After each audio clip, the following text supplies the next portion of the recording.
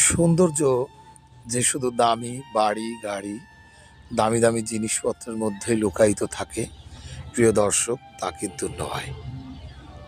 প্রকৃতির কূলে, প্রকৃতির বুক বেয়ে অনেক সৌন্দর্য থাকে, যেটা আসলে আমাদের মন প্রাণ হৃদয়কে আন্দোলিত করে। এই যে ক্ষণিকের সময় আমরা শহরের জীবন পেরিয়ে একটু একটু মফস্বল শহরে এসে নদীর পাড় ঘেঁষে কত সুন্দর প্রকৃতির ছোঁয়া, এটা আসলে মন ভালো করে দেয়।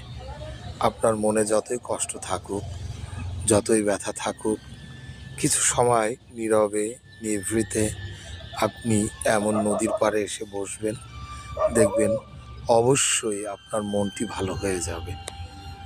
ধন্যবাদ। নদীর এপারে ছাড়িয়া দীর্ঘশ্বাস, ওই পাড়েতে কত সুখ আমার বিশ্বাস। আসলে দুই পাড়েই সুখ, আবার দুপাড়েই দুঃখ কষ্ট।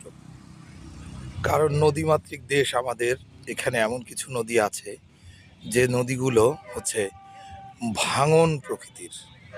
নদীর কূল ভাঙে, নদীর কূল গড়ে, এভাবেই আমাদের জীবন চলা এবং জীবনের খেলা। তো এই দুঃখ শুধু নদীর ভাঙনের দুঃখ না, এই দুঃখ মানুষের অর্থনৈতিক অভাবেরও দুঃখ। তাই তো অনেকে চিন্তা করে হয়তো বা ওই পারে সুখটা অনেক বেশি, এপারে সুখ কম। আসলে তা না। এইভাবেই আসলে এই কবিতাটা লিখিত হয়েছে। নদীর এই পারে ছাড়িয়া দীর্ঘশ্বাস,